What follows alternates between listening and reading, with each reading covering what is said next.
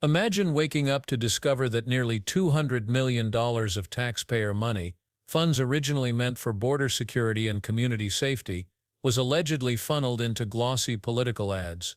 Not just any ads, but ones reportedly crafted at the direct request of Donald Trump himself, featuring faces chosen to praise him for closing the border. What happens when taxpayer dollars stop funding protection and start funding propaganda?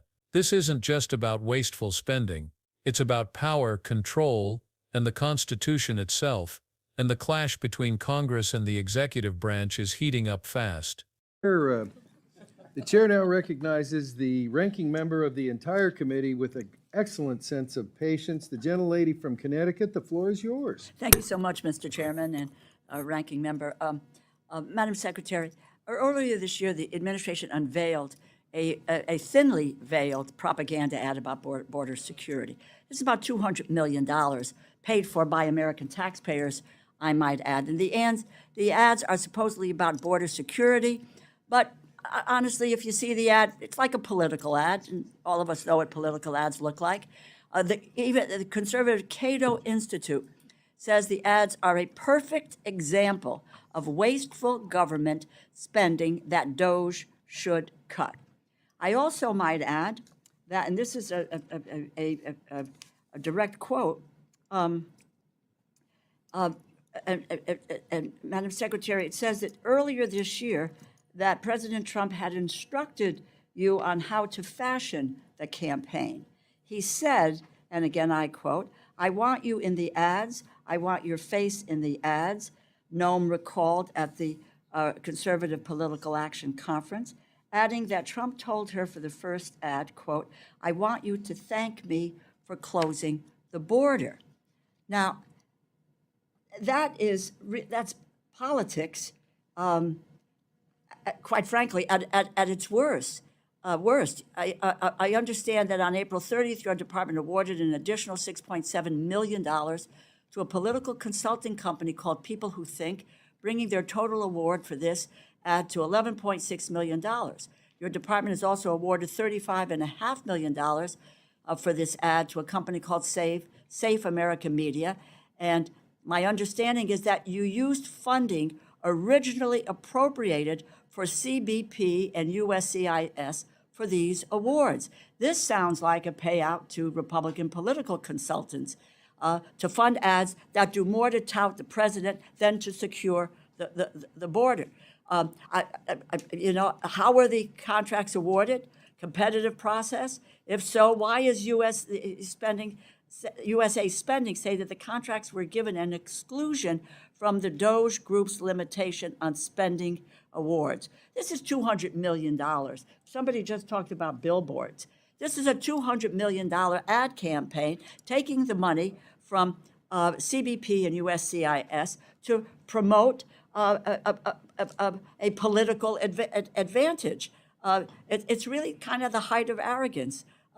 You're looking for more money from us to do that, but you're going to take a portion of the money that we have given you and you're going to spend it on political advertising. I mean, that really is, in Yiddish, the word is chutzpah. It really is that you engaged in here. So I know you're going to tell me. Would you like me to answer? Yeah, I would. And I foresee that you're going to tell me that these were all competitively bid. They were. Et cetera. Done through the exact same process as any other ad campaign would be done, absolutely. And I would tell you that it's not $200 million and that President Trump was very clear from the very beginning that he recognized that the fake news in this country was not going to tell the truth of what the work had been done at the border to secure this country.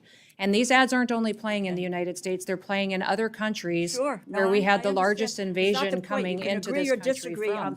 And overwhelmingly, if you look at the data on the ground in these countries where these ads have been with all playing, due respect, the flow has stopped. With all due respect. Even when I was in Mexico and having Excuse me, Madam conversations. Secretary, the time is mine. With all due respect, this is a political ad campaign, and let's just not try to sugarcoat it. I had just somebody talk about billboards, and you talking about how use of taxpayers' dollars. These are taxpayers' dollars as well. Let me move to the program I mentioned earlier. This is the BRIC program.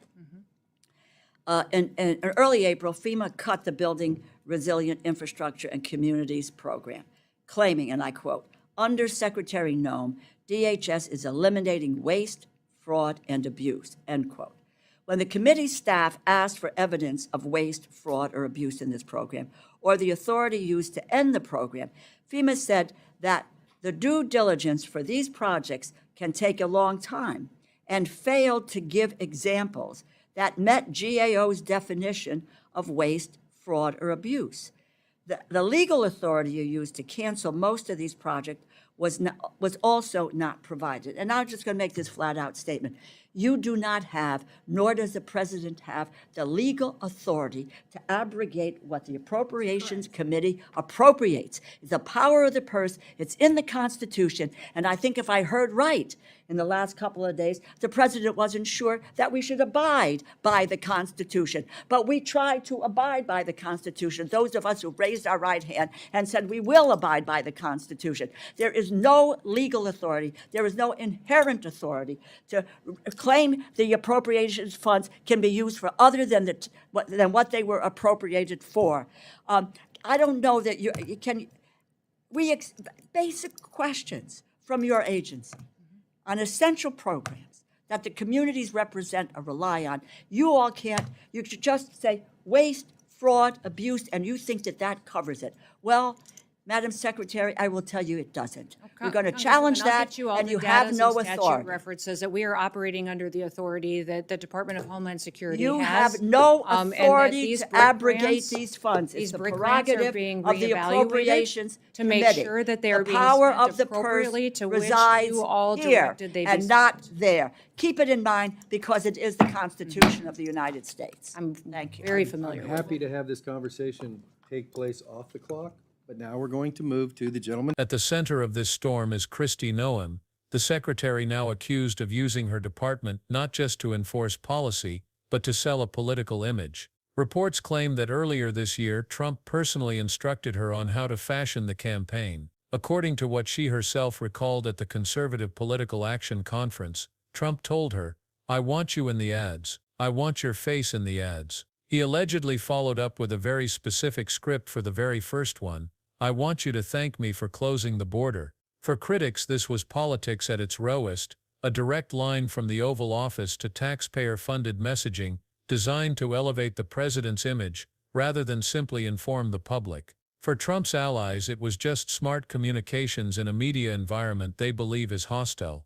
But whichever way you look at it, the scale of the spending raises alarm bells. That scale is impossible to ignore. Nearly $200 million pulled from funds originally intended for agencies like Customs and Border Protection and USCIS, was redirected into what opponents call a thinly veiled propaganda campaign.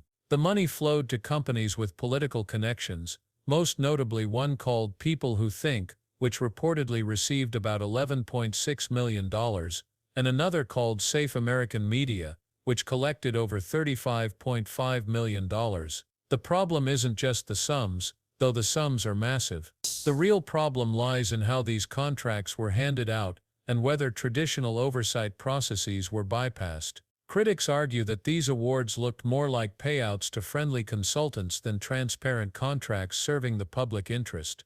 That's where Rosa DeLauro stepped in, unleashing a fiery line of questioning that cut straight to the constitutional heart of the matter. In her view, this wasn't only wasteful, it was arrogant. She even reached for the Yiddish word chutzpah to describe the administration's attitude. To her, the idea that taxpayer money could be repurposed to run political ads while officials asked for even more funds from Congress was beyond audacious. It was a direct insult to the very principle of congressional oversight. She wasn't alone in that sentiment. Even conservative think tanks like the Cato Institute, not typically aligned with DeLauro, criticized the ads as wasteful government spending that had little to do with actual border enforcement.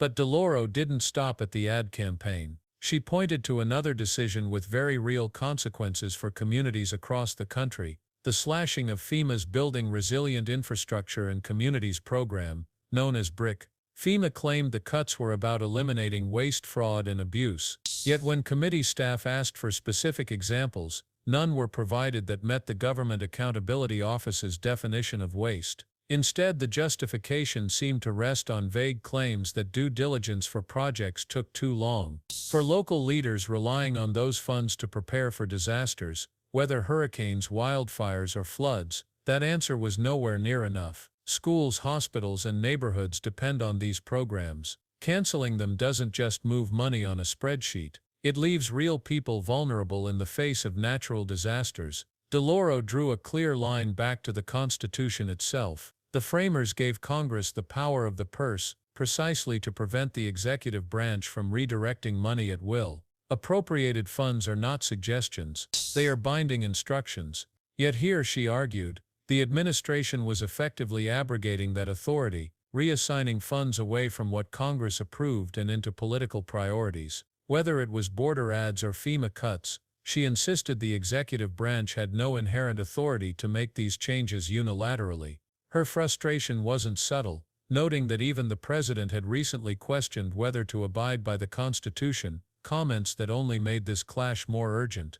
The bigger story here is about blurred lines. Where does governance end and campaigning begin? When taxpayer dollars fund ads that look indistinguishable from campaign spots, it's no longer clear whether the priority is public service or political advantage. Reports suggest that the messaging wasn't only targeted at American audiences, but was also broadcast abroad, supposedly to deter migration. Critics argue that while this may sound strategic, the execution was less about security and more about burnishing the president's image. The risk, of course, is that this becomes a new normal, federal funds quietly redirected to political messaging whenever the executive sees fit. For ordinary citizens, these debates aren't abstract. If money is diverted from FEMA programs, communities lose disaster preparedness resources. If border security funds are rerouted, frontline enforcement may suffer. And if Congress's power of the purse is ignored, then voters lose one of the few reliable checks on executive power.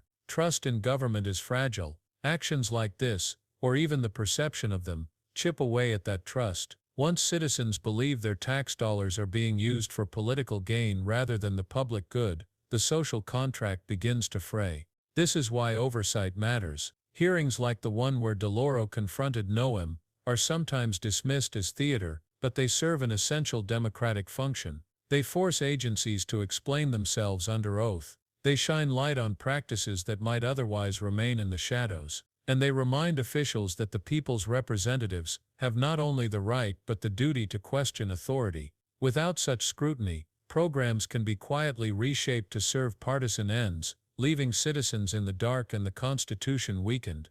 There's also a lesson here for civic literacy. Too often the details of appropriations, contracting processes, and constitutional clauses seem dry or distant.